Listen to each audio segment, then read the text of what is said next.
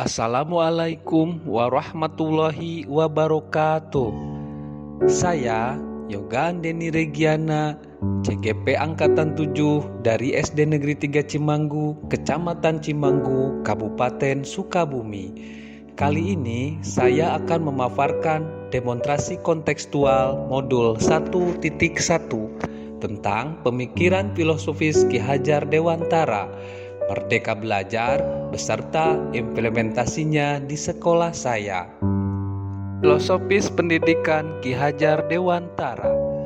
Tujuan pendidikan menurut Ki Hajar Dewantara.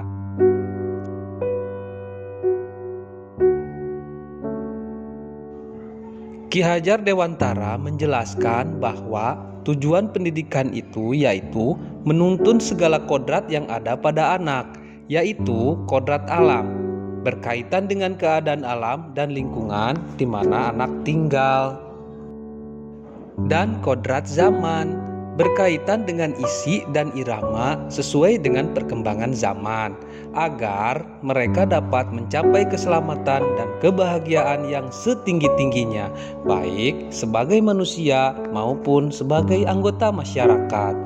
Ki Hajar Dewantara mengibaratkan pendidik sebagai petani atau tukang kebun yang tugasnya adalah merawat sesuai kebutuhan dari tanaman-tanamannya itu agar tumbuh dan berbuah dengan baik. Tentu saja beda jenis tanaman, beda juga perlakuannya. Artinya bahwa kita sebagai seorang pendidik harus bisa melayani segala bentuk kebutuhan metode belajar siswa yang berbeda-beda. Kita harus bisa memberikan kebebasan kepada anak untuk mengembangkan ide, berpikir kreatif, mengembangkan bakat dan minat siswa. Tapi kebebasan itu bukan berarti kebebasan mutlak. Perlu tuntunan dan arahan dari guru supaya anak tidak kehilangan arah dan membahayakan dirinya. Peran pendidik. Ki Hajar Dewantara mengatakan guru memiliki 3 peran, yaitu Ingarso Sungtulodo, artinya bahwa seorang guru di depan harus mampu menjadi contoh bagi anak didiknya, baik sikap maupun pola pikirnya. Guru harus memberikan teladan yang baik bagi anak didiknya, agar anak akan memiliki perilaku yang baik pula. Pada tahapan ini, guru masih menjadi pemegang peran yang cukup kuat dalam pembelajaran.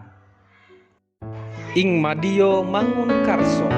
Berarti bila guru berada di antara anak didiknya, maka guru tersebut harus mampu memberikan inspirasi dan motivasi bagi anak didiknya, hingga anak didik diharapkan bisa lebih maju dalam belajar. Inspirasi dan motivasi yang diberikan guru dapat memberikan semangat dan memacu anak didik untuk lebih giat karena mereka diperhatikan dan selalu mendapat pikiran-pikiran positif dari gurunya. Tutwuri Handayani memiliki arti bahwa guru di belakang anak didik diharapkan mau memberikan kepercayaan dalam melaksanakan tugasnya dengan baik. Semboyan ini diwujudkan dengan pemberian tugas maupun belajar secara mandiri. Selanjutnya, sekolah itu dijadikan sebagai taman siswa. Artinya, sekolah tersebut harus bisa membuat rasa aman, nyaman, dan menyenangkan bagi peserta didik, mengembangkan segala potensi yang dimiliki peserta didik tersebut, menjadikan sekolah itu sebagai rumah kedua mereka dan gurunya adalah orang tua kedua mereka selama berada di sekolah, dan teman-temannya adalah sebagai saudara atau adalah kakak beradik. Konsep pemikiran selanjutnya adalah asas trikon, yaitu yang pertama kontinuitas. Artinya kita harus bergerak dan berpikir maju ke depan tanpa melupakan sejarah dan tidak boleh lupa akan akar nilai budaya yang hakiki yang dimiliki oleh bangsa Indonesia. Sebagai seorang pendidik, harus memperkenalkan sejarah dan budaya bangsa Indonesia. Kita perlu belajar dari sejarah untuk kemajuan pendidikan Indonesia di masa yang akan datang dan tumbuh kembangnya peserta didik di masa yang akan datang. Kemudian yang kedua, konvergensi. Artinya, pendidikan itu harus berasaskan memanusiakan manusia dan memperkuat nilai kemanusiaan. Seorang pendidik dan seluruh warga sekolah harus menanamkan nilai-nilai kemanusiaan kepada peserta didik, sehingga melahirkan peserta didik yang pemikirannya penuh dengan kebijaksanaan dalam menyikapi kehidupan di masa yang akan datang. Yang ketiga, konsentris. Pendidikan harus menghargai keberagaman dan memerdekakan pembelajaran. Setiap peserta didik memiliki keunikan masing-masing. Setiap peserta didik memiliki potensi yang mereka bawa sejak lahir.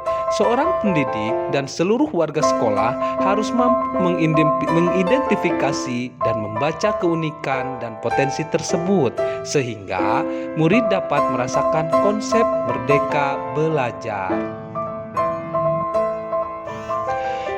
Konsep pemikiran selanjutnya adalah dalam melakukan prinsip perubahan, yaitu budi pekerti.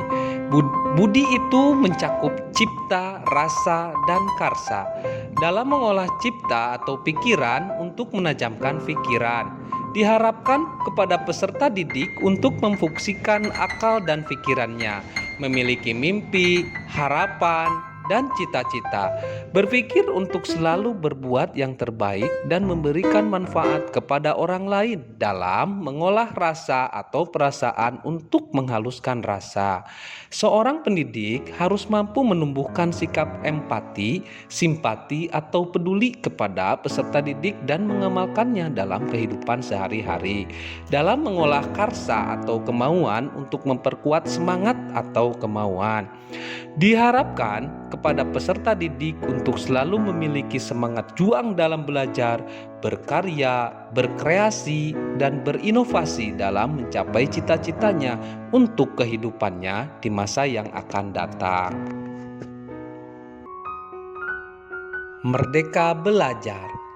Kemerdekaan belajar yang memberikan kesempatan bagi peserta didik untuk senyaman mungkin dalam suasana bahagia tanpa adanya rasa tertekan. Merdeka belajar yang berorientasi dan berpusat kepada peserta didik dengan pendekatan pendidikan yang holistik. Pendidikan holistik adalah pendidikan untuk membangun tumbuh kembang anak dengan mengembangkan segala potensi yang ada pada diri anak secara seimbang, yang nantinya menghasilkan kebijaksanaan dan nilai-nilai kemanusiaan, sehingga dapat melahirkan generasi bangsa yang merupakan cikal bakal dari profil pelajar Pancasila. Untuk mencapai tujuan pendidikan tersebut, berbagai program telah kami jalankan di sekolah, antara lain menuntun dan mengarahkan peserta didik sesuai dengan bakat dan minatnya melalui program bimbingan, ekstrakurikuler, dan literasi. Dalam kegiatan pembelajaran, saya juga merancang kegiatan yang variatif dan menarik dengan memanfaatkan teknologi dan alam sekitar serta mengaitkannya dengan materi dan kehidupan nyata. Bagi pendidik, tidak hanya mentransfer ilmu, tapi juga mentransfer nilai-nilai karakter budi pekerti. Dalam hal ini, kami menerapkan penerapan program 5S: salam, senyum, sapa, sopan, dan santun. Setelah mempelajari filosofis pendidikan Ki Hajar Dewantara, saya semakin mengerti bahwa menjadi pendidik di abad 21 ini, saya harus bisa menyesuaikan diri dengan kodrat alam dan zaman. Maka, saya mencoba untuk mengupgrade kompetensi diri saya melalui berbagai pelatihan dan bintek, termasuk bersemangat dalam mengikuti program calon guru penggerak ini. Tak lupa, saya pun selalu mengikuti kegiatan-kegiatan sosial di masyarakat. Demikian yang dapat saya sampaikan. Terima kasih. Salam sehat dan bahagia. Tetap semangat. Wassalamualaikum warahmatullahi wabarakatuh.